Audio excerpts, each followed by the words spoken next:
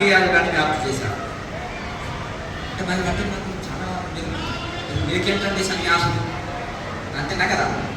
సంసారం చేస్తే తెలుస్తుంది ఎన్ని బాధ్యతలు ఉంటాయి, ఎన్ని ఇది ఉంటాయని అంటారు. ఇంటిలోని కోరు ఇంతంత కాదా అన్నారు వేమయ్య. అంతేనా కదా. ఇంటిలోని కోరు ఇంతంత కాదు, ఇంతంత చెప్పడానికి లేదు అది. అంతేనా. కనుక సమస్యలు ఎట్లకెళ్ళి వస్తాయి, ఎట్లా వస్తాయి, ఎట్లా అనేది అనుభవిస్తేనే తెలుస్తుంది కనుక అని అనుకుంటారు. కానీ అట్టి దాంట్లో కూడా ఎంతోమంది మహనీయులు మరి ఉపయోగి ఆత్మకథ గురువులంతా ఫ్యామిలీ లైఫ్లో ఉండి వాళ్ళు తరించారు.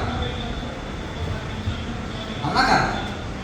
నాగేంద్ర బాబు మహర్షి అన్నాడు, ఆయన ఎంప్లాయీ, ఆయన గాడిలో ఉండి ధ్యానం చేసేవారు. అలాగే రామ్ గోపాల్ మంజుటార్ గారు వారు నిద్రనే జయించారు. అసలు నిద్ర జయించడం అంటే ఎంత ఇది. గిరిపాల గారు ఉన్నారు, చిన్నప్పుడే పెళ్ళి అయింది ఆయనకి. ఇంటికాడ అయితే ఎప్పుడు రోజంతా తిన్నా తల్లి ఏమన్నారు కదా, కానీ అత్త ఊరుకుంటుందా, అత్త ఊరుకోదు. చాలా ఆ కాలంలో అర్థాలను చూస్తే చాలా భయపడేవారు. ఇప్పుడే ఈ కాలం కాదు చాలా. కనుక వీళ్ళ అమ్మ ఏం జరిగింది, తిండిపోతూ ఉదయం నుంచి సాయంత్రం వరకు తినడమే అప్పకపోతారు. కోడి తిన్నట్టుగా అంతేనా కదా. ఎప్పుడు తిరుగుతూనే ఉంటుందని ఊరికంటే అది రోషం వచ్చేది. కానీ తల్లి కాదు కదా దెబ్బలాడడానికి. అత్త ఏం చెప్పలేక లోపల అత్త మీద చాలా కోపం ఉండేది. ఇక ఎట్లన్నా చేసి మా అత్తని నేను జయించాలనుకున్నాను. ఏమన్నా చేసి ఇక మా అత్తతో నేను మాట పడద్దని అనుకుంటుంది. ఇంకా అలా పోయింది. ఇక అని వెళ్ళింది. ఎందుకు ఈ బ్రతుకు మా అత్తతోటి తిట్టుకున్నట్టు కొద్ది ఆ గంగలో దూకి చనిపోవడం ఇదంటే అక్కడికి వెళ్ళినాక అక్కడ రణవానంద స్వాముల వారు ఉన్నారు. 2 బాడీస్ యోగి. ఏమమ్మా ఏం చేస్తున్నావు, నీకు చిన్న పిల్లవి ఈత కూడా రానట్టు వస్తా అంటే ఈత రాదు స్వామి అంటే, మరి ఎందుకు గంగలో దూకుతున్నావు అంటే, ఎందుకు స్వామి ఈ దేహం గంగలో చాలిస్తే మంచిదంటే, ఏమి కష్టం వచ్చిందమ్మా నీకు ఇంత చిన్న పసిపాప అంటే, మా అత్త టార్చర్ నేను పడలేకపోతున్నాను స్వామి అంటే ఏం పొద్దున్న లేస్తే జపం చేస్తుంది. ఆ రాముడి జపమో శివుడి జపమో చేస్తే కాశీలో పుణ్యము మోక్షమని వస్తుంది. మా గొడవలు తిండిపోతుంది ఇదే జపం. ఇక ఇది ఏమి నేను అరే టార్చర్ భరించలేకపోతున్నాను స్వామి అంటే, రా తల్లి నీకు ఒక ఉపదేశం చేస్తా. ఏ ఉపదేశం? క్రియాయోగం ఉపదేశం చేస్తాం, కేచర విగ్రహ ఉపదేశం చేస్తాం రా తల్లి అని అలా చేసి ప్రాక్టీస్ ఇలా చెయ్యి ఇలా అని అన్ని చేయించి ఆయన కేచర ముద్ర సిద్ధింపనిక వాడిన తర్వాత గ్రహణేశ్వరం వచ్చింది కదా. అయితే ప్రాణాయామ టెక్నిక్ చెప్పి అలా ముద్రలు అని చెప్పి ఇది రోజు ప్రాక్టీస్ చేయి, నువ్వు నిరాహారం కావాలని సంకల్పం పెట్టు. సంకల్పం అనేది చాలా ముఖ్యం, అర్థమైంది. సంకల్పం దృఢంగా అంటే ఇంకా ఆమె అనుకున్నది నేను చవనంగా చూస్తా భోజనం ఉంటాను అని ఇంకా సంకల్పం తీసుకొని కేచర ముద్ర తీవ్ర సాధన చేస్తే నిరాహార యోగిగా మారిపోయింది. పరమహంస యోగానంద గారి డైరెక్ట్ వెళ్తే అమ్మగారిని ఇంటర్వ్యూ తీసి గిరిబాల గారు కనుక ఆనాడు పరమానంద స్వామి రైల్వే ఆఫీసర్ అని మరి ఎట్లా ఒక 2 బాడీస్ 2-3 శరీరాలతో వెళ్ళేవాడు. కలకత్తాలో సత్సంగంలో ఒకేసారి, ఋషికేశలో ఒకేసారి, కాశీ ఒకేసారి సత్సంగం జరిపారు. పరమహంస యోగానంద గారు అంటే అలాని అదే వారి కుమారుడు నీ కోసం వచ్చాడని ఇలా ధ్యానంలో ఉండే అక్కడికి వెళ్ళి ఆయన ఎవరికి చెప్పాలి, ఎవరి కోసం వచ్చారో ఆయనకు ఇన్ఫర్మేషన్ ఇచ్చేసి వస్తారు. గంగా ఘాట్లో నాకు అనిపించాలి గురువు గారు ఇంతకుముందే అంటే నా ముందే కూర్చొని ఉన్నారు కదా వీళ్ళంతా. అట్లా ఆ విధంగా ఆయన ఆ స్థితి ఎట్లా కలిగిందంటే ఈ యోగం చేయడం వలన తపస్వాధ్యాయ ఈశ్వర గానాన్ని క్రియాయోగ అంటే భగవంతుడి కోసం తప్పించి చేసే ధ్యానం. ఇట్లా ప్రాణాయామం ఉంటుంది, జపం చేసుకోవచ్చు, ధ్యానం ఉంటుంది, సిలిండర్నెస్. భగవంతుడికి సంపూర్ణ శరణాగతితో చేసినప్పుడే ఫలితం వస్తుంది. మనము చక్కటి ఏకాగ్రతతోటి ఏ పని చేసినా పర్ఫెక్ట్గా ఉంటుంది. డ్రైవింగ్ చేసినా, వంట చేసినా, ఎగ్జామ్ రాసినా అసలు టెన్షన్తో రాసిన ఉన్నాయి మర్చిపోతాం, లేకపోతే పక్కవాడి హాల్ టికెట్ నెంబర్ వేస్తాం, మార్కులని వాళ్ళకి వెళ్ళిపోతాయి. అట్లా ఏకాగ్రతలోకి ఏది చేసినా పర్ఫెక్ట్ ఉంటుంది. కనుక ఆ ఏకాగ్రత మెమరీ పవర్ స్టూడెంట్స్ కావాలి. అవునాక వృద్ధులకు ఆరోగ్యం కావాలి. అవునా. ఇప్పుడు తీసుకునే తిండిని బట్టి పూర్వకాలంలో 40 వరకు 10 మందిని కనేవాళ్ళు. ఇప్పుడు కూడా వృద్ధులు ఉన్నారు 10 మందిని. నా పిల్లలు 10 మంది స్వామి అంటారు వృద్ధులు. హెల్తీ ఉన్నారు, రొట్టెలు తింటారు. 90 సంవత్సరాలు 2 రొట్టెలు, జామకాయ ఇచ్చిన కరకర నమ్మేస్తారు, పచ్చి కొబ్బరి ఇచ్చిన కరకర నమ్మేస్తారు. మనకేమో అప్పుడు తెచ్చుకొని ఇక్కడ నొక్కి అక్కడ నొక్కి అంటాం. మరి ఆ ఆరోగ్యం మీద అంటే మనకు మంచి భోజనం దొరికింది, ఆ కాలంలో తిన్న భోజనం. కనుక ఇప్పుడు మనం ఆరోగ్యంగా ఉండాలంటే ఇప్పుడు మంచి సేంద్రియ వ్యవసాయంతో పండిన పంటలు లేదు. ఆ భోజనం మందు దేని భోజనం దొరకట్లేదు. స్వచ్ఛమైన గాలి పీల్చుకోలేకపోతుంది. ఇప్పుడు మినరల్ వాటర్ అంటున్నారు, అలా కెమికల్స్ కలిపి వస్తున్నాయి. కిడ్నీల మీద ప్రభావం, మోకాల మీద ప్రభావం వస్తుంది. ఏం చేయాలంటే బాగా కాచి 2 సార్లు కాచి వడగట్టి తాగితే బెస్ట్. ఫిల్టర్ అయిపోతుంది ఆటోకి. సహజ పద్ధతిలో ఫిల్టర్ చేసుకోవాలి, కెమికల్స్ కలపకూడదు. కనుక మందుల భోజనాలు అయినాయి కాబట్టి ఇన్ని రోగాలు వస్తున్నాయి. బాడీ ఫిట్నెస్ లేదు, మైండ్ ఫిట్నెస్ లేదు, ఇక మనకు అన్ని రకాల సమస్యలు ఉన్నాయి. కనుక ఈ యోగం ద్వారానే శక్తి పొందాలి. ఇప్పుడు సోలార్ ప్లాంట్లో ఏం చేస్తుంది, సూర్యుడు ద్వారా కిరణాల ద్వారా శక్తిని తీసుకొని బ్యాటరీలో స్టోరేజ్ చేసుకున్నట్టు మన యోగం ద్వారా కూడా శక్తిని స్టోరేజ్ చేసుకొని నిరాహార యోగంగా మారుతున్నారు. యోగంలో ఉన్నప్పుడు సమాధి నిష్ట ద్వారా ఆ స్టోర్ అయిన ఎనర్జీని బయట తిరిగినప్పుడు దాన్ని వాడుకుంటారు. అలా మనం కూడా ఒకటి ఏంటంటే ఇక్కడ ఈ యోగం ద్వారా మనం అన్ని పొందవచ్చు. ఆరోగ్యం పొందవచ్చు, మనశ్శాంతి పొందవచ్చు, మోస స్థితిని అందుకోవచ్చు. ఒక్క దెబ్బకు 3 పిట్టలు. కనుక ఇంకా కన్ఫ్యూజ్ కాకపోలేదు. రైతు మార్గంలో ఇక్కడ ఎవరు డబ్బులు అడగరు, ఫీజు వసూలు చేయరు. అర్థమైంది కదా? ఏం లేదు, ఫోటో తీసుకొని ఇంట్లో పూజ చేసుకోమని చెప్పరు. అసలు ఇక్కడ తిరగండి అక్కడ తిరగండి అని చెప్పరు. ఏ కర్మకాండాలు మీకు చెప్పరు. డైరెక్ట్ మధ్యలో మీకు పూజ అక్కర్లేదు, direct to God to connect. అర్థమైంది కదా? దైవంతో మీరు కనెక్ట్ కానీ డైరెక్ట్ మధ్యవర్తి ఎవరు ఉన్నారు? గురువు అనేవారు మార్గదర్శక గురువు, దైవం అనేవారు కాదు. లేదం కాదు. గూగుల్ మ్యాప్ లాంటి వాడు గురువు. గూగుల్ మ్యాప్ ఏం చేస్తుంది? దారి చూపిస్తుంది. నడిచేది మనమే కదా. అంతే కదా? మా చుట్టూ తిరగండి, నిధులు చేయండి, ఇంత డబ్బులు కట్టుకోండి, మీ పూజలు చేస్తాము, ఆశీర్వాదాలు చెప్తాము, ఇవన్నీ ఏమన్నా చర్చ యోగ మార్గం. హిమాలయ యోగులు అయితే సైలెంట్ కూర్చుంటారు. Action film no dialogues. Telugu సినిమాలో డైలాగులు ఎక్కువ అంటారు. అవునా కదా? అక్కడ కూడా చాలా మంది అంటారు పారిమర్శ సైలెంట్ ఉంటారు, చాలా తక్కువ మాట్లాడతారు. కుర్రాడు వచ్చింది 2-3 ముక్కలే మాట్లాడింది. ఆ జన్మ నుంచి ఏదో వచ్చాడు, 7 ఫీట్ల పొడుగు ఉన్నాడు ఆ కుర్రాడు. ఒకటే ఆధారం మనది, ఎవరికి అనిపించిన అంతే. ఇంకా 2 ముచ్చటలేదు, దైవనామం అంతే. ఇంకా మన వాళ్ళు పోగానే మీరు ఏ ఊరు అండి అంటారు పల్లెటూరులో, మీరు ఏ కులం అండి, ఇదే మన మొదటి ముచ్చట. అంతేనా? గొప్ప కాల్చిన భరించలేకపోతున్నాం ఇండియాలో. చెప్పాలి చూడు, ఇదే ఊరు ఏ కులం. ఈ 2 పల్లెటూరులో కూడా తిరుగుతుంటారు కదా వాళ్ళు. ఈ 2 వస్తాయి ఇక వాళ్ళకి. అంటే అంటారు కదా, వాళ్ళు ఒకటే చెప్పేది, మాకు కులం లేదు, మాకు ఊరు లేదు, యూనివర్స్ అంటారు. ఇక మాకేం లేదు, ఒకటే ఉండేది అలా అంటారు. కనుక చాలామంది అంటే ఎప్పుడన్నా పాలన యోగులు చూస్తారు కదా మన ఆశ్రమానికి వచ్చినప్పుడు వాళ్ళందరూ తిరిగి అంత ఇదంటే వీళ్ళు భరించలేకపోతున్నామంటే వాళ్ళని మీరేమనొద్దు అని. అట్లా ఈ విధంగా మనం ధ్యానం చేసుకుంటే భగవంతుడితో కనెక్ట్ అయిపోతాం. ఎప్పుడైతే భగవంతుడితో అనుసంధానం మనకు అంత ఉండేదంతా శాంతి, ఆనందం, బ్రహ్మానందం. ఆనందం ఉంటుంది, మనుషులకు ఒక ఆనందం ఉంటుంది, దేవతలకు ఒక ఆనందం ఉంటుంది. వాళ్ళ ఆనందం కంటే బ్రహ్మ ఆనందం గొప్పది. బ్రహ్మ ఆనందం ఫైనల్, దీనికంటే అవతలకి ఏం లేదు. అంటే వీటి అన్నిటి ఆనందం పొంది ఒక యోగి సమాధి నిష్ఠలో పొందే ఆనందం అటువంటిది. కనుక సమస్తము త్యాగం చేసి హిమాలయంలో అంత ఐసు కొండల్లో కూడా తపస్సు చేసినప్పటికీ కూడా ఆయన ఎలా అంటే ఇంతకంటే గొప్ప ఆనందం ఏదో పొందుతున్నాడు కదా. అంటే కదా అంటే ఒకటి ఏంటంటే ఇష్టాన్ని కట్టుకున్నాడు, ఐదు పొంది పెట్టుకున్నాడు. అంటే దానికంటే గొప్పదేదో ఇంద్రభావం లాంటి ఆయనకు ఉంది అని. అంటే చిన్న కారు ఏదో ఉంటే ఎందుకైనా తీసేసుకున్నాడు ఆ కారు అంటే పెద్ద కారు ఏదో వచ్చేసింది అంతేనా కదండి. అలాగే ఇవన్నీ అతనికి లేదు. ఆ బ్రహ్మానంద స్థితి అందుకున్న వాళ్ళకి ఇంకేది అక్కర్లేదు ఈ ప్రపంచంలో. కనుక అట్టి స్థితిని అందుకోవడం కోసం మార్గాన్ని నేను అందించినాను. అయ్యో కలియుగ మానవుడు ఇది చేస్తలేదే అని ఆ ఋషులు ఏడుస్తున్నాను, బాధపడుతున్నాను. అంతేనా కదా? ఇప్పుడు సరే కొన్ని కమర్షియల్ ఉండొచ్చు, కానీ కొన్ని నాన్ కమర్షియల్ కూడా ఉంటాయి కదా. కొంతమంది నిజంగా నిస్వార్థంగా అందించే గురువులు కూడా ఉంటారు కదా. మరి యూట్యూబ్ ఉంది మనకు, అంతేనా కదా? పుస్తకాలు వచ్చినాయి, ఇంకెన్నెన్నో ఉన్నాయి. దాని ద్వారా మనం ఎంతో సమాచారం తెలుసుకోవచ్చు. ఇంటి దగ్గర ఉండే అన్ని నేర్చుకునే వసతులు ఉన్నాయి. ఆ కాలంలో ఒక పుస్తకం దొరకాలంటే ఎక్కడో లేఖ రాయాలి, అది చాలా కష్టం, చాలా ఇది ఉంటుండే. ఇప్పుడు గురువులు కూడా మనకు అందుబాటులోకి వచ్చారు, ఎక్కడో పరిగెత్తనక్కర్లేదు. మాకు టైంలో నేను మన తెలుగు రాష్ట్రాలు అంతా తిరిగినాను. గురువుతో గురువులు ఆడాలంటారు పల్లెటూళ్ళలో. అర్థం అంటే క్వశ్చన్ చేసి తెలుసుకొని మన ఆన్సర్స్ తెలుసుకోవాలన్నారు. అలా తిరిగినప్పుడు నాకు ఆన్సర్ దొరకలేదు. హిమాలయకి వెళ్ళవలసిన అవసరం ఉంది చిన్న పిల్లలకి. నాకు హిందీ భాష రాదు, ఎక్కడనో తెలియదు, లక్ష్యం అయితే ఉంది. ఆ లక్ష్యమే మనల్ని గమ్యం చేస్తుంది.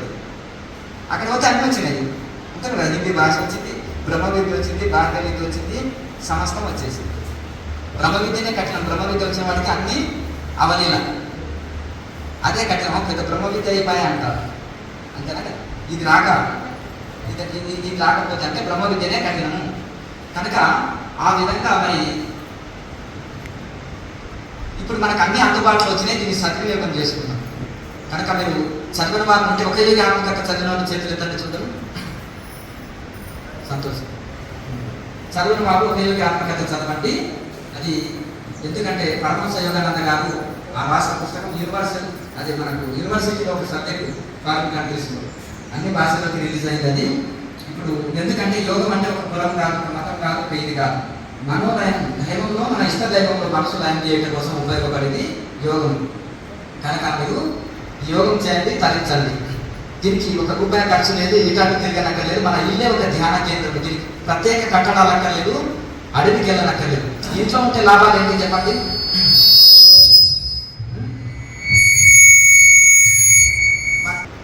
ఏడవైనా పేరు ప్రారంభం అవునా కదా. టూర్ ప్లేసులు అయినా అక్కడ కాకిగూర యాత్రికులు వస్తారు కదా, అంత కాకిగూర. అడుగులా కూర్చోలేము, వసతులు ఉండవు. ఇంట్లో వసతులు ఉంటేనే లోపల కలిస్తే వాటర్ ఉండదు, ఏమైనా బ్యాగు పూలు ఉంటే వాళ్ళు ఎత్తుకపోతారు అనేది పాలిస్టోర్ ఉండనివ్వరు. రకరకాల సమస్యలు, నిర్భయ స్థితి ఉండదు, భయంతో ఉంటుంది అవునా కదా. ఇంట్లో నిర్భయం ఉంటుంది, ఉన్నది తింటాం, మన ఇంట్లో మనం ధ్యానం చేసుకుంటాం, నిర్భయ స్థితిలో ఉంటాం. అలాగే చక్కగా నిర్భయంగా సాధన చేసుకుంటాం, టైం వేస్ట్ కాదు. డ్యూటీ చేసుకుంటూనే సాధన చేసుకోవచ్చు. డ్యూటీ చేసుకుంటే డబ్బులు వస్తుంది, ఫ్యామిలీ నడుస్తుంది, అంతా నడుస్తుంది. ఇవన్నీ చేసుకుంటేనే మనం సాధన చేసుకోవచ్చు. టైం వేస్ట్ కాదు, ఎనర్జీ వేస్ట్ కాదు, డబ్బు వేస్ట్ కాదు. చక్కగా కూర్చొని మిగతా సమయాన్ని సద్వినియోగం చేసుకుంటాం. అలాగే ఆదివారాలు ఉన్నాయనుకోండి, సెలవు దినాల్లో ఇంకా ఎక్కువ దీన్ని సద్వినియోగం చేసుకుంటాం. సెలవు దినాలు రోజంతా సాధన చేసుకోవచ్చు. అట్లా మనకు టైం వేస్ట్ కాదు. కనుక ఈ విధంగా మనం ఇంట్లోనే ఎక్కడ వెళ్ళనక్కర్లేదు, ఎక్కడ ఏం లేదు, ఇంట్లో ఉండి సాధన చేసుకోవాలి. ఇందులో తాళవిక్రియ, చక్రస్మరణ, మహాముద్ర, నాభిక్రియ, ప్రాణాయామ, జ్యోతిముద్ర, ఈ 6 ముద్రలు చేసి సాధన చేస్తే సరిపోతుంది. మనం ఒక డోర్ తయారు చేయాలంటే కార్పెంటర్ ఎన్నో పరికరాలు తీసుకొస్తాం. ఒక కూరకు ఇన్ని కావాలా, ఎంత సామాగ్రి పడుతుంది చూడాలి. పాత్రలు కావాలి, స్టవ్ కావాలి, ఉప్పు, కారం, మసాలా ఇవన్నీ ఉంటాయి కదా. మరి ఇవన్నీ ఎందుకు కూరగాయలు అక్కడ స్టవ్ మీద పెడితే కూరగాయలు కాదు. ప్రతి దానికి ఒక ప్రాసెస్ ఉంటుంది. కనుక ఈ యోగం కూడా ఈ 6 ముద్రలు చేసి మనం ధ్యానం చేస్తే వెంటనే మనోలయం జరుగుతుంది. కనుక మనం ఈ యొక్క క్రమ పద్ధతిలో ఉదయం గంట, సాయంత్రం గంట చేయండి సార్. సూర్యుడు రాకముందు 1 గంట, సూర్య అస్తమయం తర్వాత 1 గంట. అప్పుడు మనకు డ్యూటీలు ఉంటాయా? ఉండవు. తర్వాత ఈ మితాహారం తీసుకుంటూ అన్నింటిలో మితంగా ఉండాలి. ఉప్పు, కారం ఇవన్నీ మితంగా ఉండాలి. శాకాహారం, శుద్ధాహారం, మితాహారం ఇవి తీసుకుంటూ సాధన చేస్తే అందరికీ చక్కటి ఆరోగ్యము, మనశ్శాంతి. ఈ సాధన వలన మోక్ష స్థితిని అనుకుంటాం, ఎంటర్టైన్మెంట్ పొందుతాం. అది ఎవరో మనకు కలిగించేది కాదు. డబ్బులు ఇస్తే మనకు ఆన్లైన్లో ఆర్డర్ ఇస్తే వచ్చేది కాదు, లేకపోతే ఏదో మనకు గురువులు కలిగించేది కాదు. అది ఎవరికి పాపం పొందేది? ఉద్దరి ఆత్మానం. సాక్షాత్ కృష్ణ పరమాత్మ అంటే ఏం చెప్పారు? ఉద్దరి ఆత్మానం. ఎవరి ఆత్మని వాళ్ళు ఉద్ధరించుకోండి, ఒకరిస్తే పొందేది కాదు. అది గురువు మార్గదర్శకుడు, గూగుల్ మ్యాప్ లాంటి వాడు మార్గదర్శకుడు చూపిస్తాడు. నడవవలసింది మనమే. కనుక ఆ విధంగా ఈ సాధన చేసి అందరూ కూడా ఇంకా కన్ఫ్యూజ్ కావాల్సిన అవసరం లేదు. ఇది ఋషి పరంపర, హిమాలయ పరంపర. అర్థమైంది కదా. మనకు మన మీద దయ చేత మనకు నిస్వార్థంగా అందించబడుతుంది. మరి ఇన్ని బెనిఫిట్స్ పరంగా మీకు అందుకున్నాక ఇంకా కన్ఫ్యూజ్ కావాల్సిన అవసరం మనకు లేదు కదా. అట్లా మార్కెట్లో ఒకటి ఉందండి, ఇప్పుడు అంతటా చైనా పీసులు బాగా దొరుకుతాయి. ఐఫోన్ వెలుగుగా ఏదో షోరూంలో పోతే బాగా ఎంపీ చేసి అది కనిపించదు, చూద్దాం అంటే కూడా రోడ్డు మీద కనిపించదు. ఈ లోపల అన్ని చైనా పీసులు కొని మనం ఇంకా ఇది అయిపోతున్నాం. ఒరిజినల్ ఐఫోన్ని చూసినా కన్నా డౌట్ ఉందండి నాకు, ఎక్కడ చూడలేదు, మా రోడ్డు మీద కనిపిస్తలేవు, ఒక్కసారి కూడా చూడలేదు. అది ఇది అవునో కాదో అన్నట్టు కన్ఫ్యూజ్ అయిపోతున్నారు. కన్ఫ్యూజ్ కావాల్సిన అవసరం లేదు. అంతేనా కదా. యూట్యూబ్ గురువులతోటి అంతేనా కదా. మనం కన్ఫ్యూజ్ కావాల్సిన అవసరం లేదు. మనకు దొరికింది కదా, తీవ్రంగా సాధన చేసుకోండి. అప్పుడప్పుడు క్లాసులు జరుగుతుంటాయి, మీ సందేహాలు కూడా క్లాసులో తీర్చబడుతున్నాయి. దీనికి ఏమన్నా ఫీజు చెల్లించమంటున్నామా చెప్పండి. అట్లా ఆ విధంగా ఎవరైతే నిస్వార్థంగా మీరు నిజంగా కూడా మేము సాధన చేసుకోవాలంటే కూడా వసతులు కలిగిస్తున్నాం.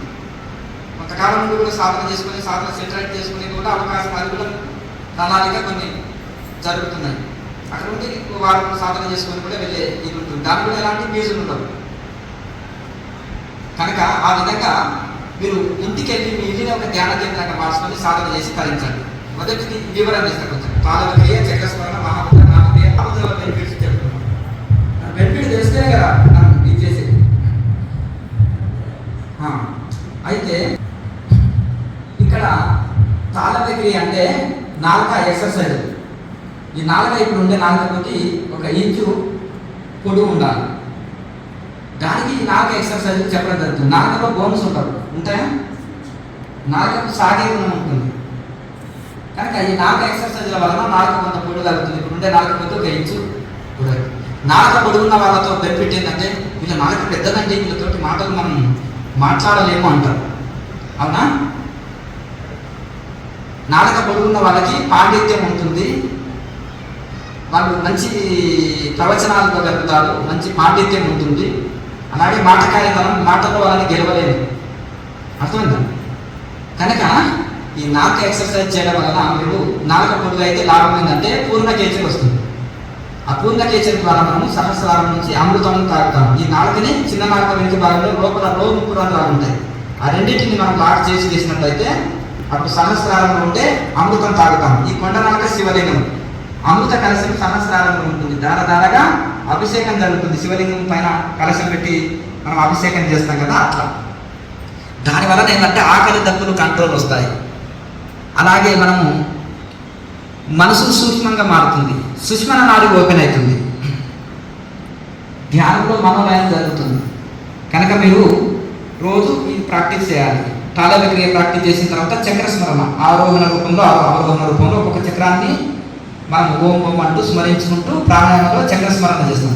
తర్వాత మహాముద్ర చేస్తాం. ఈ మహాముద్ర ఏంటంటే కాళ్ళ నొప్పులు, కీళ్ళ నొప్పులు, నడు నొప్పి ఇవన్నీ తీసేసి కుండల్ని యాక్టివేట్ ముద్ర అని కూడా అంటారు. దీన్ని ఈ యొక్క మహాముద్రని ఈ యొక్క మహాముద్ర ఎవరైతే పర్ఫెక్ట్ వేస్తారో చాలా మందికి ఎన్నో రోజులు ఉన్నట్టుంటే బ్యాక్ పెయిన్, కాళ్ళ నొప్పులు, కీళ్ళ నొప్పులు పోగొట్టుకున్న వృద్ధులు కూడా ఉన్నారు ఎందరో.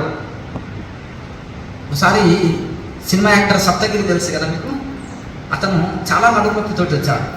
చాలా ఇబ్బంది ఉంది అని చెప్పాడు. యువకుడే కానీ ఉంటాయి కదా ఇంకా కొన్ని ఏదో రకంగా. 2 times వచ్చాను. వచ్చిన తర్వాత రెగ్యులర్ సాధన చేసిన తర్వాత నా నడుములోకి పోయింది స్వామిజీ. నేను ఎంత ఖర్చు పెట్టినా ఎక్కడ తిరిగినా నాకు ఇది కాలే. మీ మహాముద్రలో దేని వలన పోతుంది, ఒక ముద్ర చెప్పండి అన్న. సాధన మొత్తం చేసుకో, మహాముద్ర కాస్త ఎక్కువ చేయని చెప్పినాం.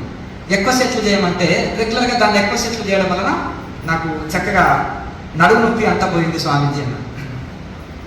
ఇక అట్లా ఇంకా కొంతమంది సినిమా వాళ్ళు కూడా 5-6 మంది ఉన్నారులే మనకి ఎందుకంటే. ఇప్పుడు రామ లక్ష్మణుడు రోజు క్రియాయోగ ధ్యానం చేస్తారు, రోజు చేస్తారు.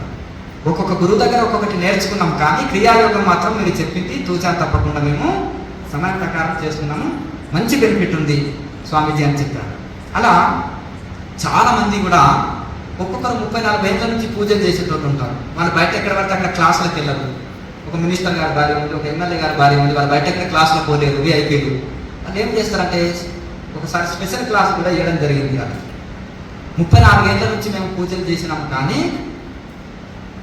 టోటల్ ఫ్యామిలీలు వస్తారు కదా, విఐపీ ఫ్యామిలీ వచ్చినప్పుడు ఒక స్పెషల్ క్లాస్ ఇచ్చినప్పుడు మేము 34 ఏళ్ళ నుంచి పూజలు చేసిన మనసు దేవుడిలో నిలవపోతుండే. భగవంతుడికి బంగారు కిరీటం పెట్టినాము, వజ్రాలతోటి ఉండేది రాముడి విగ్రహాన్ని పెట్టి పూజించుకున్నాము ఇంట్లో. ఇక రకరకాలుగా ఇది చేసిన మనసు మాత్రం దేవుడి మీద నిలవలేదు. ఈ ప్రాణాయామం వలన మీరు ఏ నియమాలు చెప్పలేదు, లేవగానే కాలకృత్యాలు తీర్చుకొని సాధన చేయండి అని చెప్తున్నారు కదా. ఈ పద్ధతి ద్వారా మేము సాధన చేయడం వలన మనసు దైవంలో లీనమైపోయి ఎంతో చక్కటి అనుభూతులు మేము పొందుతున్నామని వాళ్ళందరూ కూడా చాలా ఇది చెప్పారు. 70-80 ఏళ్ళలో కూడా సింగిల్ సిట్టింగ్లో కదలకుండా కూర్చోగలుగుతున్నారు. కొంతమంది జప సాధన చేయాలంటే యూట్యూబ్లో ఆ గురువు చెప్పాడు, మంత్రం ఏ గురువు అని ట్రై చేసుకుంటారు, కానీ కూర్చోలేదు. 2 నిమిషాలకి కాలం వస్తుంది. వాళ్ళకు కూడా యోగం కావాలి కదా. జప సాధన చేయాలంటే, పూజ చేయాలనుకోండి, ఇప్పుడు కుర్చీలో కూర్చొని హోమం చేస్తున్నారు, ఎందుకు? ఆసన సిద్ధి లేదు, అవునా కదా. అందుకనే మీరు సాఫ్ట్వేర్ వాళ్ళు ఉన్నారు, ఆశ్రమంలో కుర్చీలో ఇట్లా కూర్చొని ఇంటి దగ్గర నుంచి వర్క్ చేశారనుకో, ఆశ్రమంలో కూర్చొని కంప్యూటర్ ఆపరేట్ చేయండి. అప్పుడప్పుడు వజ్రాసనంలో కూర్చోండి, గోముఖాసనంలో కూర్చోండి. ధ్యానానికి సిద్ధాసనం లేదా పద్మాసనం శ్రేష్టం. ఒక 3 సంవత్సరాల లోపలనే వృద్ధులు కూడా 9 గంటలు 8 గంటలు సింగిల్ సిట్టింగ్లో కూర్చునే కెపాసిటీ పొందారంటే దేని వలన? యమ నియమాలు పాటిస్తూ, మేము చెప్పిన ఆహార నియమాలు పాటిస్తూ ప్రాణాయామ అభ్యాసం చక్కగా చేసి ధ్యానం చేయడం వలన ఆ బెనిఫిట్ పొందారు. ఒకటేంటంటే మా వృద్ధాప్యం అయిపోయింది, మా జీవితం అంతా వేస్ట్ అయిపోయింది, అయ్యో ఇన్ని రోజులకు లేటుగా దొరికింది మాకు యోగం అని సీరియస్గా దాన్ని ఒక ఛాలెంజ్గా తీసుకొని వాళ్ళు ఇంకా మాకు మోక్షం కావాలి ఈ జన్మల్ని అని అట్లా ఆ విధంగా తీవ్ర తపనతోటి ఒక మంచి ర్యాంకు సంపాదించి ఐఏఎస్ ఎట్లా అయిపోయాడు తీవ్రంగా అతను ఆటలు పాటలు ఏది ఉండదు. కాక పుస్తకాల పురుగు అంటారు, ఎప్పుడు పుస్తకాలు పట్టుకునేటువంటి పల్లెటూరులో అంటుంటారు. పుస్తకాల పురుగు అనే వాళ్ళు ఎప్పుడు పుస్తకం పట్టుకొని ఉంటారు. అట్లా సీరియస్గా చదివి ఆయన ఉంటే మంచి ర్యాంకు సంపాదించగలుగుతారు. అలాగే దీన్ని కూడా వీళ్ళు ఒక తపనతోటి సాధన చేసినందుకు ఆ బెనిఫిట్ పొందారు. ఏసా శ్రద్ధ వైసా సిద్ధి. మీ శ్రద్ధ ఎట్లా ఉంటుందో దాని బెనిఫిట్ సిద్ధి కూడా అలాగే ఉంటుంది. కనుక మీరు దీన్ని ఎలాగైనా సరే నేను ఆసన స్థితి కలిగించుకోవాలి, నేను మంచి అనుభూతిని పొందాలి, ఈ జన్మలనే నేను నిర్వికల్ప సమాధి స్థితిని అందుకోవాలి, ఈ జన్మలనే నా ఇష్ట దైవాన్ని అనుభూతి పొందాలి అని మీరు దృఢ సంకల్పము, పతంజలి మహర్షి అంటాడు, దృఢ సంకల్పం ద్వారా దృఢ వైరాగ్యము. వైరాగ్యం అందరికి ఉంటుంది, కానీ దృఢ వైరాగ్యము, పట్టుదల అందరం ఉంటుంది, దృఢమైన పట్టుదల. కనుక ప్రతి దాంట్లో దృఢం అని చెప్పడం జరుగుతుంది. కనుక దృఢ వైరాగ్యం చేతనే మనకు దృఢమైన సంకల్పం ద్వారా తీవ్ర వైరాగ్యము, తీవ్ర తపన, తీవ్ర సంవేగ ఆసన్న అంటారు. అంటే ఆ తీవ్రమైన తపన ద్వారా సమాధి సిద్ధి కలుగుతుంది. కనుక మీరు ఆ తీవ్రంగా మనకు ఇష్టంతో నాకు ఉద్యోగం రావాలి, మంచి బిజినెస్లో సక్సెస్ కావాలి అన్నప్పుడు ఇప్పటికి కూడా 18 గంటలు కష్టపడతారు. పెద్ద పెద్ద బిజినెస్ మ్యాన్లు చూడండి, టైం వేస్ట్ చేయరు. నాకు డబ్బు ఉంది కదా ఇంట్లో కూర్చోరు. మనం ఒక చిన్న బిజినెస్ చూసుకోలేక అవస్థపడుతున్నాం, వాళ్ళు 100 బిజినెస్లు ఎట్లా చూసుకుంటున్నారు. ఎంత క్రమశిక్షణ, ఎంత డిసిప్లిన్, ఎంత హార్డ్ వర్క్ ఉంది. మనం ఎంత పైపోతుంటే బాధ్యతలు పెరుగుతాయి. మనం అనుకుంటాం ఈ చిన్నదే నిర్వహించలేము, పెద్దవి మనకిస్తే నిర్వర్తిస్తాము. కనుక ఇవంతా మనం తీవ్ర తపన, ఎందులో మనకు తపన ఉంటుందో అది సాధించగలుగుతాం. కనుక మీరు మంచి తపనతోటి, మంచి వైరాగ్యంతో సాధన చేయండి. ప్రతి ఒక్కరు తరిస్తారు. ఎవరైనా ఇంజనీర్, డాక్టర్, కలెక్టర్ కావచ్చు, ఒకరి సొత్తు కాదు. ప్రతి ఒక్కరు ఒక బ్రహ్మర్షి, మహర్షి కావచ్చు, ఒక ఋషి కావచ్చు, వారికి ఒక సొత్తు కాదు. ఎవరైతే వైరాగ్యంతో, దృఢ వైరాగ్యంతో సాధన చేస్తారో వాళ్ళు తప్పకుండా సాధించవచ్చు.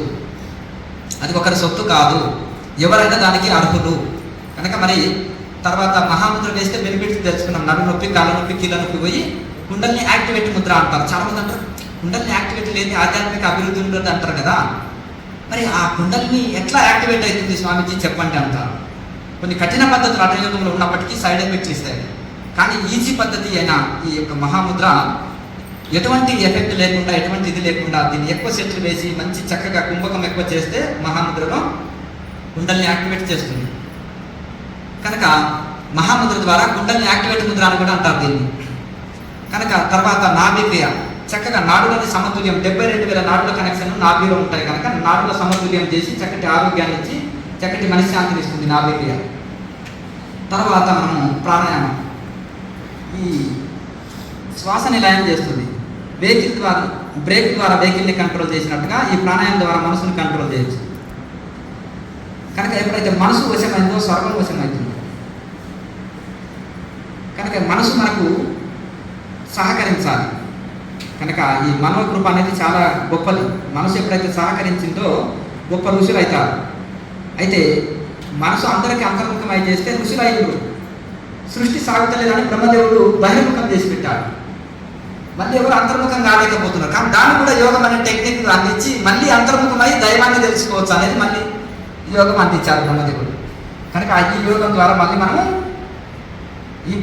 ఇప్పుడు మనం భౌతికమైన ఆనందాన్ని అనుభవిస్తున్నాం, భౌతికమైనవి చూస్తున్నాం. కానీ అంతర్ముఖమైన ఇన్నర్ వరల్డ్ ఉంది ఒకటి, ఇన్నర్ పిహెచ్డి ఉంది ఒకటి. బయట పిహెచ్డీలో 4 చేసినా శాంతి లేదు, కానీ ఇన్నర్ పిహెచ్డి ఒకసారి చేస్తే చాలు, ఇంకంత శాంతి. కనుక ఇన్నర్లోకి ప్రవేశించడానికి మనకు ఈ యొక్క ప్రాణాయామ, మెడిటేషన్ మనకు సహాయం చేస్తుంది. కనుక అనేకమైన ధ్యాన పద్ధతులు ఉండొచ్చు ఈ ప్రపంచంలో. కానీ ఇది చాలా సేంద్రియ వ్యవసాయంతో కూడిన భోజనం ఎంత మంచిదో అలాగే మనకు ఈ యొక్క ప్రాణాయామం ద్వారా మనకు మనసు అంతర్ముఖమయ్యి దైవానుభూతి కలిగిస్తుంది. వెహికల్ని బ్రేక్ ద్వారా కంట్రోల్ చేసినట్టు ప్రాణాయామం ద్వారా మనసు వశమవుతుంది. మనసు వశమైతే సర్వం వశమవుతుంది. మీరు అనుకున్న లక్ష్యాలన్నీ సాధించవచ్చు. కనుక ఆ యొక్క మెడిటేషన్కి అంత పవర్, అంత శక్తి ఉంది.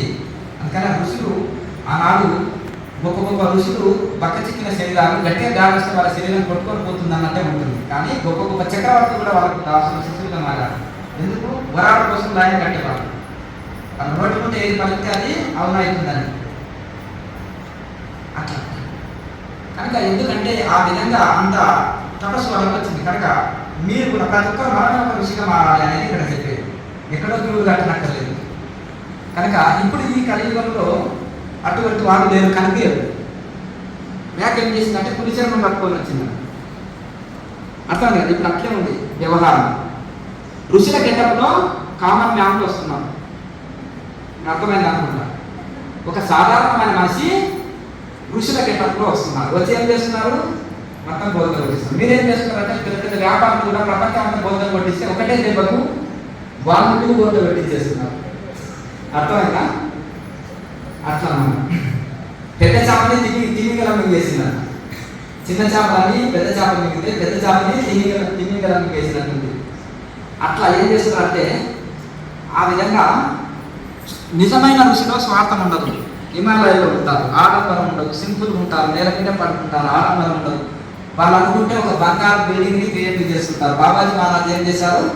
ఒక బంగారు బిల్డింగ్ని ఒక ఇంద్రభవనం లాగా సృష్టించి అంత ఉపదేశం ఇస్తారు లారీ మాసేకి. కనుక ఈ విధంగా ఆ ఋషులకి ఏది అవసరం లేదు.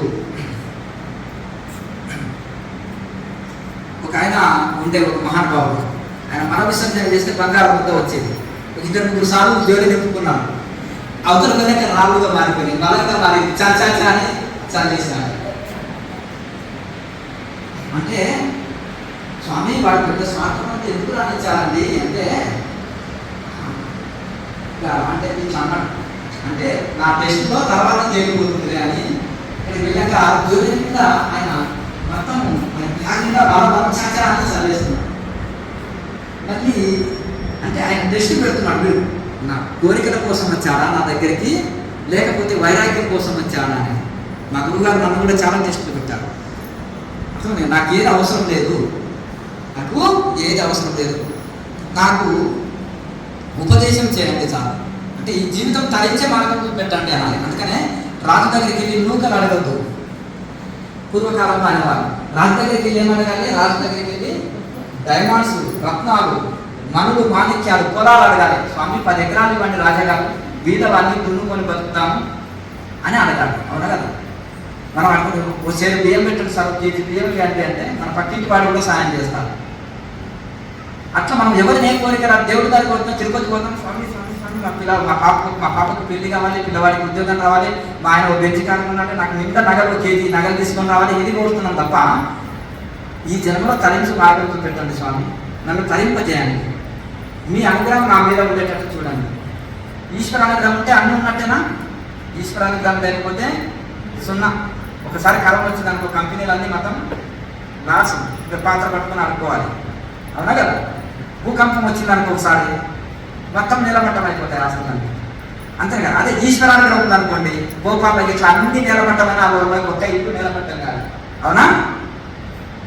అదే డివైన్ పవర్. అర్థం కదా? కనుక దైవకృప ఉంటే 7 సముద్రాల మధ్య ఉన్న ప్రహ్లాదునికి విషం పెట్టినా ఏం కాలేదు. పాములు కలిసినాయి, శివులాలతో పొడిచారు, పులుల బోన్లో వేశారు. ఏం మాయబాలుడా ఇతను, మాయాబాలుడా ఏంటి, వీడికి ఏం పెట్టినా ఏమైతే లేదు అంటారు కదా. అట్లా అది భక్తి రక్షిస్తుంది మనిషికి, యోగం రక్షిస్తుంది.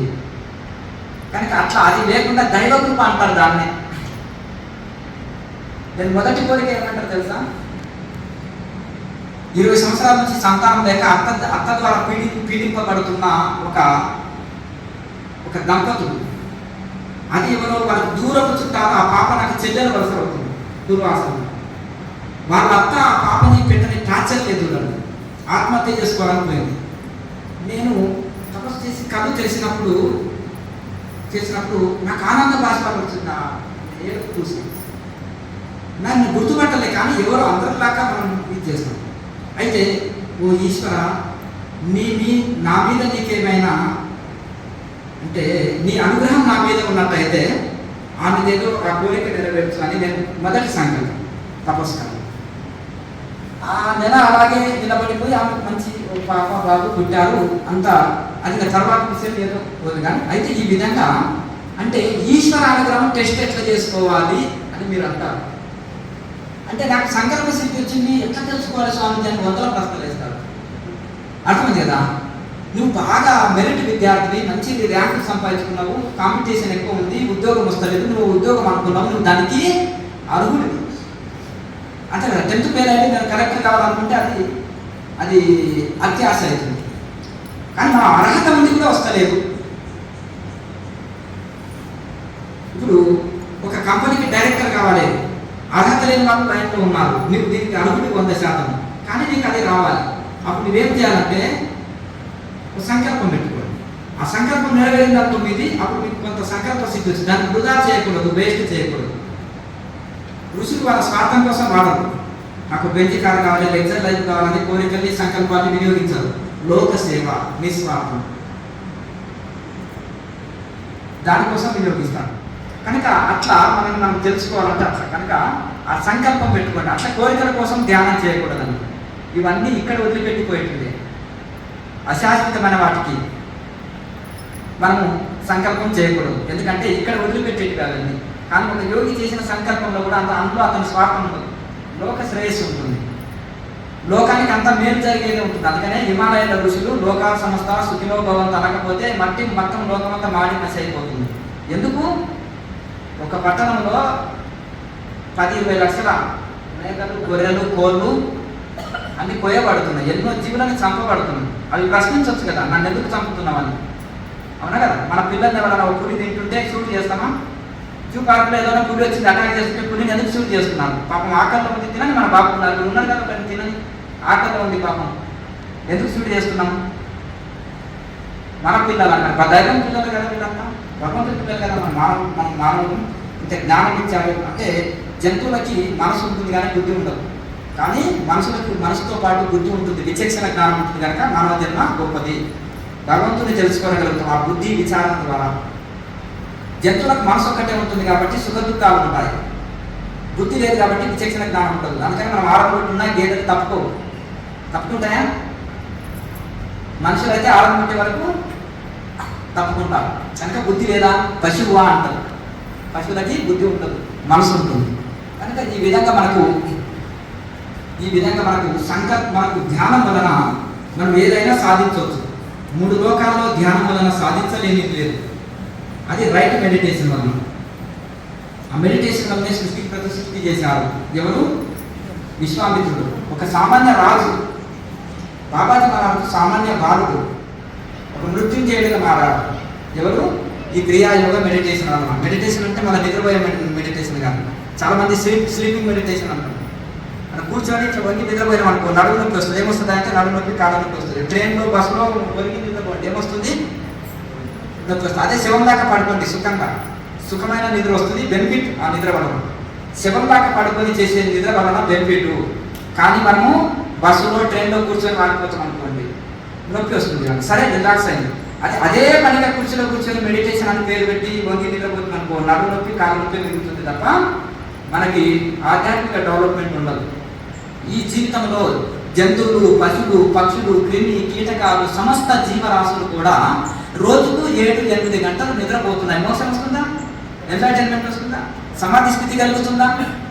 మరి నిద్ర వలన సమాధి స్థితి కలుగుతుంది. మనం కూర్చొని కూడా మెడిటేషన్ అని పేరు పెట్టి కుర్చీలో కూర్చొని వాడిపోయి నిద్రపోతుంది అనుకో, మరి ఏం benefit? Time waste, energy waste. అవునా కదా? దాని టైంలో ఇంకా పని చేసుకున్నా బాగుపడతాం. అవునా కదా? అది చేసే మెడిటేషన్ రైట్ మెడిటేషన్. సరే, కాళ్ళ నొప్పుకున్నాయి, కూర్చొని తప్పులేదు, మేలు దండం పెట్టాలి పెట్టి చేయండి. దానికి ఒక ప్రాసెస్ ఉంటుంది.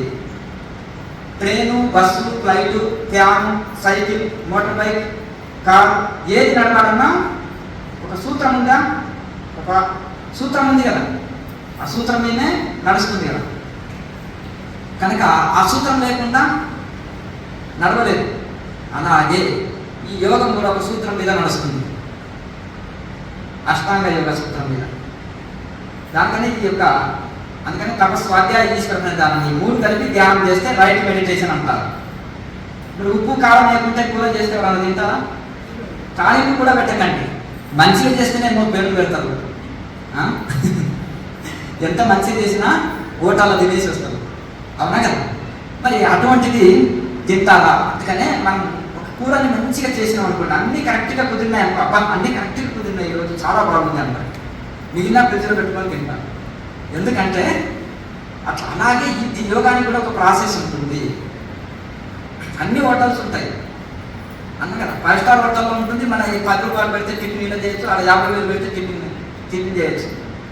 అది హోటలే, ఇది హోటలే, కానీ వాటికి భేదం ఉంటుంది. అలాగే ఇక్కడ కూడా అనేకమైన మార్గాలు ఉన్నప్పటికీ కూడా ఫ్లైట్ వే క్రియాయోగ ఎందుకు గొప్పది, ఎందుకు గ్రేట్ అంటున్నారు క్రియాయోగ అంటే? ఫ్లైట్ వే, షార్ట్ కట్ మార్గము, తొందరగా మోక్ష స్థితిని అందించేది. ఋషులు మునులు అందరూ చేసారు. రాముడు ఏ సాధన చేశాడు, కృష్ణుడు ఏ సాధన చేశాడు, హనుమంతుల వారు ఏం చేశారు, సతీ లీలావతి, అనసూయాదేవి, సతీ సావిత్రి, అలాగే మనం చెప్పుకున్న విశ్వామిత్రుడు, సమస్త సప్త ఋషులు ఎవరు ఏ సాధన చేశారు? ఇవన్నీ అంతా ఏ సాధన చేశారు ఋషులు మునులు? ఆ యొక్క ఉపనిషత్తుల్లో చూడాలి. ఆ యోగోపనిషత్తులో ప్రతి ఋషి వాళ్ళ శిష్యుడికి చెప్పినట్టుగా ఉంది. బ్రహ్మదేవుడు చెప్పాడు, ఉపదేశించాడు.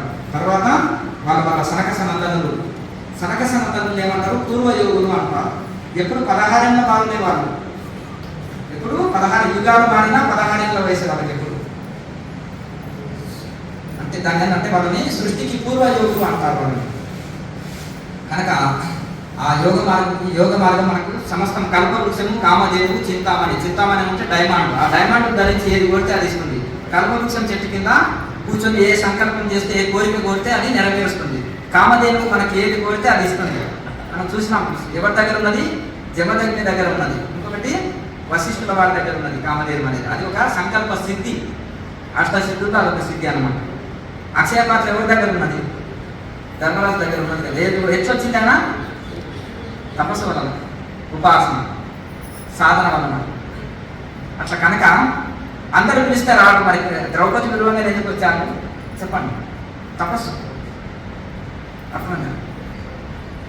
ఇప్పుడు రావణుడు అంత తపస్సు చేశాడు, సీతమ్మని టచ్ చేయలేకపోయాడు, తపస్సు. అట్లా కనుక ఆ విధంగా మనం తపస్సు చేస్తే 3 లోకాల్లో సాధించలేం లేదు. తపస్సు అంటే అదే అన్ని వదిలిపెట్టి అడిగిపోయేది కాదు. Meditation, deep meditation. అది మన ఇంట్లో కూర్చొని కూడా మెడిటేషన్ చేయండి. మీరు అనుకున్నది సాధించలేకపోతున్నారంటే మీ బాడీ వీక్ ఉంది, మైండ్ వీక్ ఉంది, మీ సంకల్పంలో పవర్ లేదు. ఓ పర్వతమా తొలుగు అంటే కూడా వివేకానందుడు అంటారు. ఓ పర్వతమా తొలుగు అంటే కూడా పర్వతము సైడ్ తొలుగుతుంది ఒక ఋషి వస్తుంటే. ఓ యమునా నది నేను ఉపవాసం ఉన్నట్టయితే నాకు సైడ్ అన్ని అంటే గోపికలు అడిగినప్పుడు, వ్యాసుల వారు అడిగినప్పుడు 2 పాయలుగా చీరిపోతుంది యమునా నది. అప్పటికే కడిబడి వెన్నది నాడిన. మరి ఉపవాసం ఉన్నట్టయితే అని ఎందుకన్నాడు ఆయన? అబద్ధం కదా. నేను తింటున్నా, నేను చేస్తున్నా అనే భావన లేదు. ఏదైనా శివార్పణం, దైవార్పణం, రామార్పణం, కృష్ణార్పణం. నాలో ఉండే ఆత్మకు భగవంతుడికి నైవేద్యం పెట్టినా. నేనెవరికి తినేవాడిని, చేసేవాడిని, ఇది చేసేవాడిని. అది అద్వైతంలో అంత లీనమైపోతారు. నేననే అహంకారం చనిపోతుంది. సంపూర్ణంగా దైవ భావనలో, సంపూర్ణంగా దైవ స్వరూపంలో నిలుస్తారు వాళ్ళు. మరి అలాగే వాళ్ళంతా మహత్తు కార్యాలు చేశారు. మనము ఇంటిని వంటిని చక్కదిద్దుకోలేకపోతున్నాం. చిన్న ఫ్యామిలీ, నలుగురు కుటుంబంని సెట్ చేసుకోలేకపోతున్నాం. బీపీలు, షుగర్లు, అప్పులు, దుఃఖాలు, ఏమి టెన్షన్స్, ఏమి బాధలు, అబ్బబ్బు. ఇంటి నిండా డబ్బులే, వంటి నిండా జబ్బులే. ఇక అలాగే అన్నిటికీ అన్నిటి కూడా ఏడ్చేటోళ్ళు కొందరు, ఏది లేక ఏడ్చేటోళ్ళు కొందరు, అన్నీ ఉండి ఏడ్చేటోళ్ళు కొందరు, అవగాహన లేక ఏడ్చేటోళ్ళు కొందరు, అర్థం చేసుకోలేక ఏడ్చేటోళ్ళు కొందరు. దుఃఖాలని అశాశ్వతం ఈ లోకమంతా. ఇన్ని దుఃఖాలు అనుభవిస్తున్నట్టుగా తెలుస్తలేదా? దీనికి ఒక బోర్డు ఉంది ఈ లోకానికి. దుఃఖాలయం అంట, అన్ని దుఃఖాలు అశాశ్వతం. శాశ్వతం అంటే శాశ్వతం కాదు. సత్యము, నిత్యము, శాశ్వతమైన భగవంతుడి కోసం ఒక కన్నీటి పొట్టు కాచినా కానీ మనకు మోక్ష స్థితి కలుగుతుంది. కానీ మనము కారు లేదని, బిల్డింగ్ లేదని, ఉద్యోగం లేదని, పెళ్ళి అయితే లేదని, మన పిల్లలు అయితే లేదని, మళ్ళీ వాళ్ళకి పెళ్ళిళ్ళు అయితే లేదని తాతలు వేస్తారు. మా మనల్ని పెళ్లి చేసి వస్తాం అవసరం ఉంటుంది, అక్కడే నా జీవితం అంకితం చేస్తా అంటారు. అర్థమైందా? ఇది మాయ ఎట్లా ఉంటుందంటే కనుక ఆ విధంగా ఇవన్నీ అశాశ్వతమైనవి. కనుక ఆ విధంగా మనం దైవమే శాశ్వతమని మనము మనము వైరాగ్యంతో, దృఢ వైరాగ్యంతో సాధన చేయండి. మీరు అనుకున్న లక్ష్యము తప్పకుండా చేరుకుంటారు. ఏది అనుకుంటే అది మీరు సాధించగలుగుతారు. మీరు ఈ యోగం ద్వారా సాధించలేనిది లేదు. మరి ఇక తర్వాత మనము ప్రాణాయామం చేసిన తర్వాత ఏం చేయాలి? తాళక్రియ, చక్రస్మరణ, మహాముద్ర, నాభిక్రియ చెప్పుకున్నాం, ప్రాణాయామం చెప్పుకున్నాం. ప్రాణాయామం ద్వారా మనసు కంట్రోల్ అవుతుంది, దైవంలో మనసు లీనమవుతుంది అని చెప్పుకున్నాం. దీనివల్ల ఎన్నో బెనిఫిట్స్, అనుభూతులు ఇంకా ఎవరికి వాళ్ళు అది అనుభవించేది. ఎన్నో అనేకమైన అనుభవాలు వస్తాయి దీంట్లో, దైవానుభూతులు ఎన్నో వస్తాయి ఈ లోపల. తర్వాత జ్యోతి ముద్ర అంటారు. జ్యోతి ముద్ర దీనికి ఒక పేరు ఉంది, ఎన్లైటెన్ ముద్ర అంటారు. దాన్ని కూడా ఒక ముద్ర కనుక్కున్నారు ఋషులు, అర్థం కాదు. కనుక దీన్ని ఎవరైతే కరెక్ట్గా జ్యోతి ముద్రని సాధన చేస్తారో దైవానుభూతి పొందగలుగుతాం, మనలో ఆత్మని అనుభూతి పొందగలుగుతాం. మైక్రోస్కోప్ ద్వారా ఎలక్ట్రాన్ వోల్టాన్ని చూసినట్టుగా ఈ జ్యోతి ముద్ర ద్వారా మనసు సూక్ష్మంగా చేసుకొని మనలో ఉండే ఆత్మని, పరమాత్మని దర్శనం చేసుకుంటాం. తర్వాత ఏం కావాలి? ఆయనలో లీనం కావాలి సమాధి ద్వారా. మరి ధ్యాత, ధ్యాన, ధ్యేయం 3 ఉన్నాయి ఇక్కడ. ధ్యాత అంటే ధ్యానం చేయవాడు, ధ్యానం అంటే సాధన, ధ్యేయం అంటే ఆత్మ పరమాత్మ కోసము సాధన చేస్తున్నాం. 3 ఉన్నాయి. 3 లేవు, ఒకటే అయిపోవాలి. అద్వైతం, ద్వైతం ఉండొద్దు, అద్వైతం ఒకటే అయిపోవాలి. పరమాత్మ స్వరూపంగానే మారిపోవాలి. ఇనుప కడ్డీ నిప్పులో పెడితే నిప్పు ఆకారంగా ఇనుప కడ్డీ మారిపోవాలి, తదాకారంగా మారిపోవాలి. అది సమాధి స్థితి ద్వారా కలుగుతుంది. కనుక ఈ యొక్క దైవ ధ్యానము అనేది ఈ యొక్క జ్యోతి ముద్ర ద్వారా మంచి అనుభూతులు పొందుతాము, దైవానుభూతి పొందుతాము. అది చాలా ఆనందాన్ని మనం అదే అనుభూతి చెందుతాము. ఎన్నడూ లేని ఆనందం, కళ్ళతో చూసిన ఆనందమే కానీ ఒక ఇన్నర్ వరల్డ్ అది. ఆ ప్రపంచమైనది మనం చూస్తాం, దైవ ప్రపంచాన్ని, దైవ సామ్రాజ్యాన్ని మనం దర్శిస్తాం. అవి ఎన్నడి చూడని వింతలు, ఈ ప్రపంచంలో కనిపించని వింతలు. కనుక అవి చూసినాక ఆ సాధకుడు మత్తికి పోతాడు. పుట్టుబాట్లు పెట్టిన వాడు ఏం చేస్తాడు? ఏమి గుర్తుకు రాదు, వస్త్రాలు ఉడిపోయినాయి. అలాగే ఆ దైవానుభూతి వలన ఆ యొక్క ఎంతో తన్మయత్వ స్థితి, ఆనంద స్థితి కలుగుతున్నాం. ఇంకొక నిమిషంలో ప్రాక్టికల్లోకి వెళ్దాం, సరేనా? ఇక అలాగే తర్వాత ఏం చేయాలి? ఆ అనుభూతిని మనం పొందాలంటే ఏం చేయాలి? మెడిటేషన్ చేయాలి. అక్కడి నుంచి ఏ ప్రాణాయామం లేదు, జపం లేదు, విధి లేదు. చిన్నపిల్లవాడికి నోట్స్ రాయి, ఇది రాయి, అది రాయి, ఇది రాయి, పెన్ పెట్టుకో, ఇది అని చెప్తాం. ఐఏఎస్ ఆఫీసర్ అయినాక ఏముంటుంది చెప్పండి? ట్యూషన్కి వెళ్ళు, స్కూల్కి దానికి వెళ్ళు అని అన్ని రూల్స్ చెప్తాం. వీడు హాస్టల్లో వేసి రావాలి, వెళ్ళట్లేదు, అక్కడైతే చెప్పినట్టు తింటారు అంటారు, అవునా? అలా ఎన్ని రూల్స్ ఎప్పుడుంటాయి? ఒక స్థితి వరకు ఇవన్నీ ఉంటాయి. ఇక టీచర్ అయినాక ఏముంటుందండి? చిన్నపిల్లవాడికి చూడు, 5 చదివేవాడికి 10 కేజీల పుస్తకాలు మోయలేక ఇదవుతుంది. ఇన్ని పుస్తకాలు ఉంటాయి. కాలేజీకి వెళ్తుంటే స్టైల్గా ఒక నోట్ బుక్ పట్టుకొని వెళ్తాడు. టీచర్ అయినాక చేతులు ఊపుకుంటూనే పోతాడు. అంతేనా? అంటే ఎంత పైకి వెళ్తుంటే అంత సబ్జెక్టు తగ్గుతుంది. ఇక మనం పిహెచ్డీ చేస్తే ఒకటే సబ్జెక్ట్ మీద డీప్గా వెళ్తాం, అవునా? రీసెర్చ్ చేస్తాం. అట్లా ఎంత పైకి వెళ్తుంటే అంత సబ్జెక్టు తగ్గుతుంది, ఇంకేముండదు. తర్వాత ఈ 6 ముద్రలు ఇవన్నీ వేస్తాం కదా, తర్వాత మనం ఆ స్థితి అందుకున్న తర్వాత కూర్చున్న వల్లనే సమాధి స్థితిలోకి అందుకోగలుగుతాం. కూర్చున్న దగ్గర ధ్యాన స్థితిలోకి వెళ్ళగలుగుతాం. కొంతమంది కొన్ని సంవత్సరాలు ట్రై చేస్తే కూడా మనసు లోనికి వెళ్ళకపోవచ్చు. కానీ గొప్ప గొప్ప మహానుభావులు కూర్చుని 5 నిమిషాల లోపల డీప్ మెడిటేషన్లోకి వెళ్ళిపోతారు, సమాధి స్థితిని అందుకోగలుగుతారు, క్షణాల్లో కూడా అందుకోగలుగుతారు. అంటే వాళ్ళకి అంత వైరాగ్యం, అంత పర్ఫెక్ట్ అయింది. మోటార్ బైక్ స్టార్ట్ చేయగానే చేతులు నుంచి నడుపుతున్నారంటే అంత పర్ఫెక్ట్ ఉన్నారని అర్థం. కొంతమంది కొండల మీద కూడా నడుపుతారు కదా,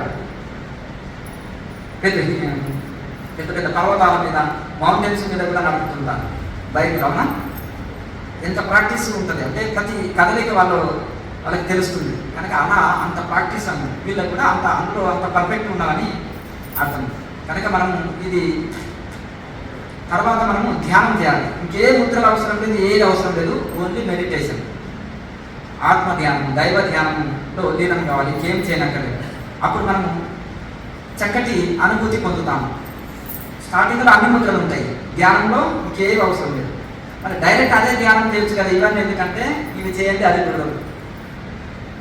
డైరెక్ట్ పుస్తకం ఇవ్వచ్చు కదా, ఏబిసిడీలు ఎందుకు పెట్టారు, స్లేట్ పలక ఎందుకు ఇచ్చారు, నాకు ఇదేందుకు ఇచ్చారు, అదే పెట్టారు. ఇంకా చూడు, ప్లే స్కూల్లో పిల్లలకి రంగులు వేయి, ఇదే అదే ఆటలే ఉంటాయి. ప్లే స్కూల్లో ఉన్నా కదా, మెల్లగా చదువు స్టార్ట్ చేస్తారు. నర్సరీలో అతనికి మళ్ళీ ఏబిసిడీలు, దిద్దించడం, రకరకాలుగా ఇది చెప్తాం. మెల్లమెల్లగా చదువు ప్రారంభిస్తాం. మొదటి రోజే ఆవకాయ పచ్చడి వేసి పెట్టాం కదా, అన్నప్రాసనతో నెయ్యితోటి బెల్లంతోటి కలిపి మెల్లమెల్లగా భోజనం అభ్యాసం చేస్తాం.